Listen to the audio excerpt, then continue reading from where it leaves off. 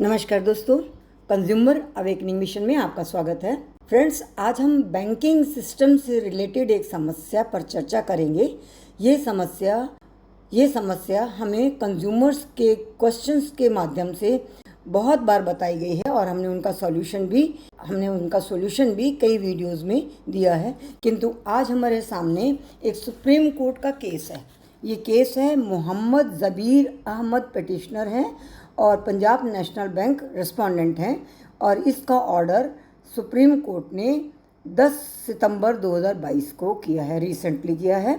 और इसमें जो मेन मुद्दा है, सुप्रीम कोर्ट ने पंजाब नेशनल बैंक को फटकार लगाई है कि जब आपने किसी बोरोवर की प्रॉपर्टी को ऑक्शन कर दिया, ऑक्शन करने के बाद आपने सेटलमेंट क्यों कर ली और फिर उनका जो अमाउंट डिपॉजिटेड था वो रिफ़ंड कर दिया, जबकि आपको सेल सर्टिफिकेट इशू करना चाहिए था। तो इसके लिए सुप्रीम कोर्ट का ये मानना था कि इस तरह के एक्शंस अगर नेशनलाइज बैंक करेगा तो ऑक्शन की सेंसिटिव ही ख़त्म हो जाएगी। कोई भी फाइनेंशियल इंस्टीट्यूट्स के साथ इस तरह की ऑक्शंस के पार्टिसिपेट करने के लिए आएगा नहीं, और इससे बैंक को ही लॉस होगा और कोई भी इस पर विश्वास नहीं करेगा।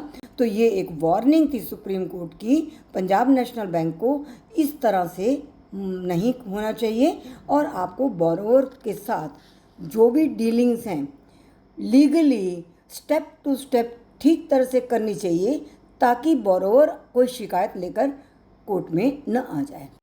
तो इसमें फैक्ट्स इस तरह से थे। पीएनबी बैंक ने एक बोरोवर के अगेंस्ट रिकवरी प्रोसीडिंग डीआरटी में लगाई। बोरोवर ने रिकवरी प्रोसीडिंग्स को चैलेंज किया और इस बीच में पीएनबी के बीच में एक सेटलमेंट हो गया लोक अदालत में, जबकि बैंक इस बीच में ऑलरेडी ऑक्शन कर चुका था प्रॉपर्टी का। तो अब प्रॉपर्टी इन डिस्प्यूट हो गई, क्योंकि बैंक ने बोरोवर के साथ जो सेटलमेंट की, तो जो ऑक्शन की गई थी प्रॉपर्टी वो अब इन क्वेश्चन हो गई। ऑक्शन परचेजर ने 22 लाख आरटीजीएस के माध्यम से जमा कराया था, पर बैंक ने ये कहा कि हमें तो पता ही नहीं था कि आपने डिपॉजिट कराया, तो जैसे हमें पता चला हमने आपका पैसा रिफंड कर दिया।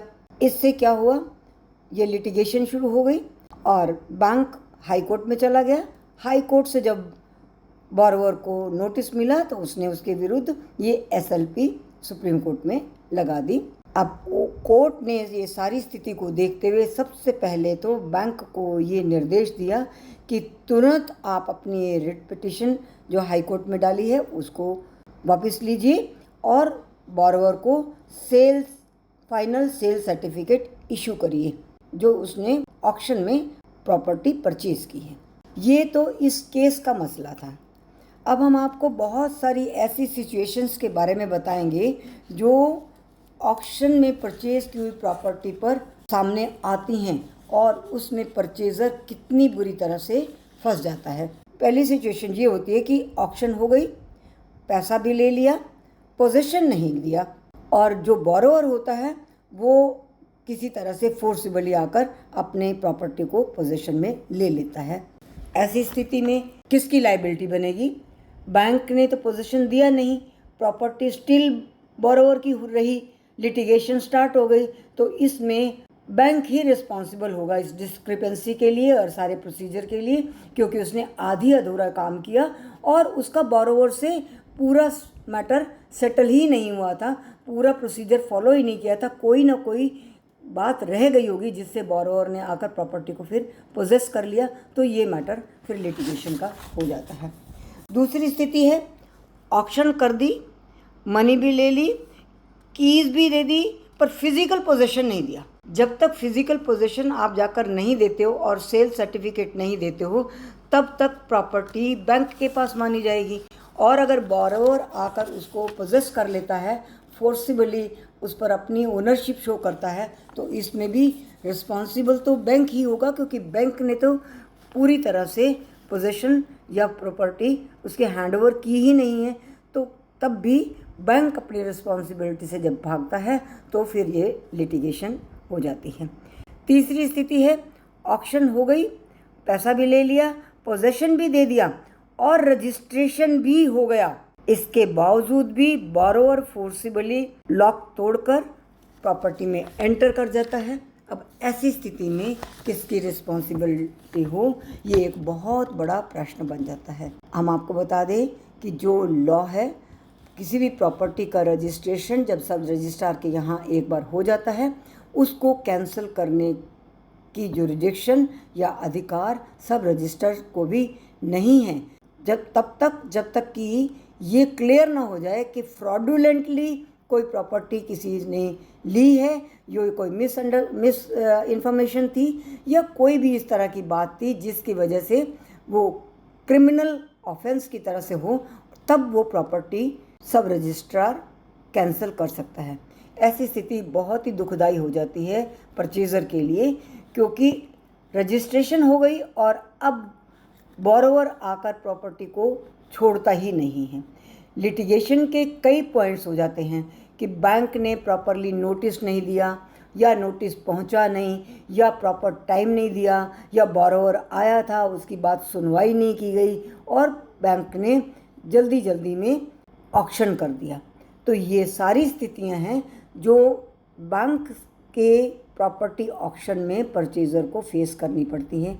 तो फ्रेंड्स, आज हमने इस केस के माध्यम से ये स्पष्ट करने की कोशिश की कि यदि आप फाइनेंशियल इंस्टीट्यूट से या बैंक से या ऑक्शन में कोई भी प्रॉपर्टी लेते हैं, तो उसके लिए आपको बहुत ध्यान देना होगा कि ऑक्शन करने से पहले प्रॉपर्टी पूरी तरह से सभी तरह के दायित्वों से मुक्त है, और बैंक या फाइनेंशियल इंस्टीट्यूट जब ऑक्शन कर रहा है तो उसने कोई भी किसी तरह के प्रोसीजर में कोताही नहीं की है, क्योंकि बैंक या फाइनेंशियल इंस्टीट्यूट की कोताही की भरपाई अंततः कंज्यूमर को, बायर को, परचेज़र को ही करनी पड़ेगी।